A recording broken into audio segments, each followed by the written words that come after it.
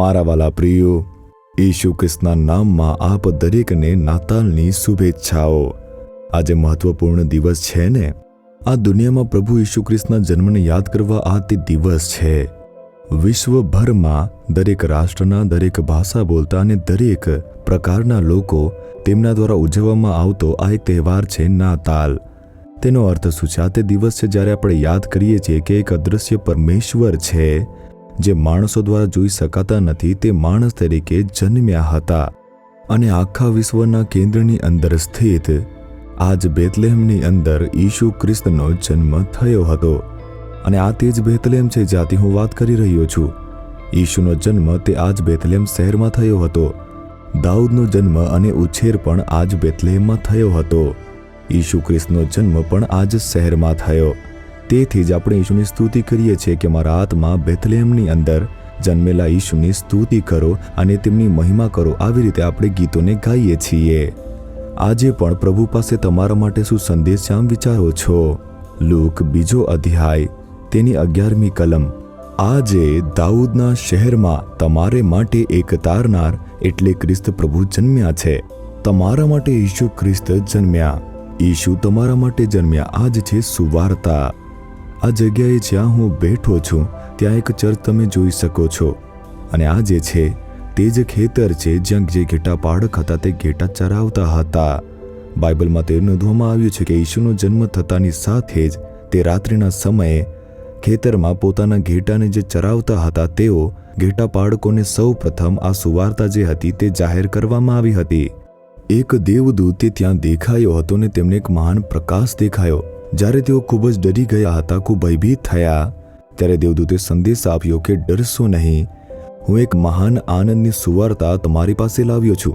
હું સ્વર્ગમાંથી તે બધા લોકો માટે છે તે લાવ્યો છું। તે એક સારી સુવાર્તા છે જે બધા લોકો માટે મહાન આનંદ લાવશે। શું તમે તે જોયું? તે વચન મુજબ છે ને? આ તે જ દિવસ છે જ્યારે અમેરિકા, કેનેડા, ઇંગ્લેન્ડની અંદર, આફ્રિકન દેશો અથવા એશિયા જેવા અન્ય દેશોની અંદર બધા જ લોકો વિશ્વના દરેક રાષ્ટ્રના આનંદથી એકબીજાને શુભેચ્છા પાઠવે છે અને નાતાલ તહેવારની ઉજવણી કરે છે। જેવી રીતે દેવદૂતે કહ્યું તેવું જ થાય છે। સ્વર્ગદૂતે આવી રીતે જ કહ્યું હતું ને, એક સારી સુવાર્તા જે બધા લોકો પ્રત્યે સદભાવના લાવે છે। તે સારી સુવાર્તા શું છે? તમારા માટે એક તારણહારનો જન્મ થયો છે। અને તેવી રીતે આજે હું તમને કહું છું, મારા પ્રિય બાળકો, ડરશો નહીં। તમે ભયાનક પરિસ્થિતિમાં હોઈ શકો છો પણ ડરશો નહીં, કારણ કે પરમેશ્વર તે માણસ બનીને આવ્યા અને ઈસુ તરીકે જન્મ્યા હતા। શા માટે? બચાવવા માટે, પાપમાંથી, શ્રાપમાંથી, પીડામાંથી, દુઃખમાંથી અને સતાવણીમાંથી બચાવવા, આનંદ આપવા માટે તેમનો જન્મ થયો હતો। તેમણે વધસ્તંભ પર પોતાનું સમર્પણ કર્યું અને આપણને મુક્તિ આપવા માટે તે મૃત્યુ પામ્યા। બાઇબલમાં તેમના જન્મ વિશે પહેલા જ અને તેમને કેવી રીતે દુઃખ સહન કરવું પડશે તેમના મૃત્યુ પામ્યા વિશે તે નોંધવામાં આવ્યું હતું। બાઇબલમાં તે લખવામાં પહેલાથી જ આવ્યું છે। શું તે આશ્ચર્યજનક નથી? તેથી ઈસુનો જન્મ મરવા માટે જ થયો હતો। 600 વર્ષ પહેલા, એટલે કે ઈસુના જન્મના લગભગ 600 વર્ષ પહેલા યશાયા જે પ્રબોધક હતો તેમણે લખ્યું હતું ઈસુ કેવી રીતે દુઃખ સહન કરશે, તે લોહી વેવડાવશે, તે મૃત્યુ પામીને ફરી સજીવન થશે, તેના વિશે લખ્યું હતું। તેથી ઈસુનો જે જન્મ તે મરવા અને ફરીથી ઉઠવા માટે થયો હતો। શા માટે મરવું જોઈએ? આપણા માટે। તે આપણા પાપ માટે મર્યા હતા, તે આપણા શ્રાપ માટે મર્યા હતા, તે આપણા દુઃખો માટે મર્યા, માણસોના જીવનને આશીર્વાદ આપવા માટે। આપણા પાપ, શ્રાપ, રોગ દરેકને તેમણે વધસ્તંભ પર ઉંચકી લીધું છે। ઈસુનો જન્મ બાળક તરીકે થયો, આપણા જેવા માણસ તરીકે તેમને ઉછેરવામાં આવ્યા। તેમણે પવિત્ર જીવન જીવ્યું અને વધસ્તંભ પર પોતાનું પવિત્ર લોહી વેવડાવ્યું।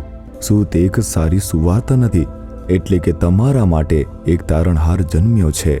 તેથી ચિંતા કરશો નહીં, ડરશો નહીં।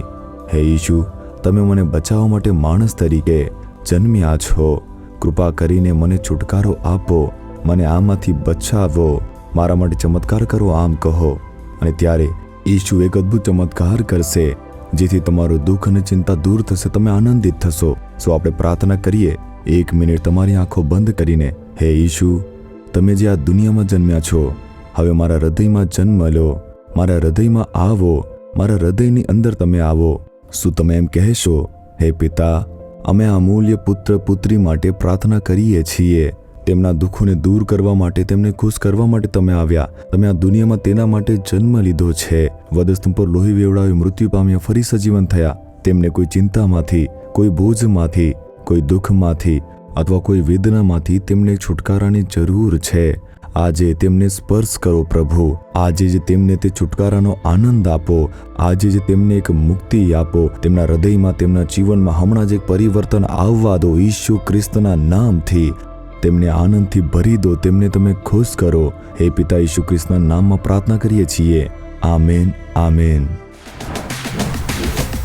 જીસસ રીડીમ્સ ગુજરાતી યુટ્યુબ ચેનલને સબસ્ક્રાઇબ કરો.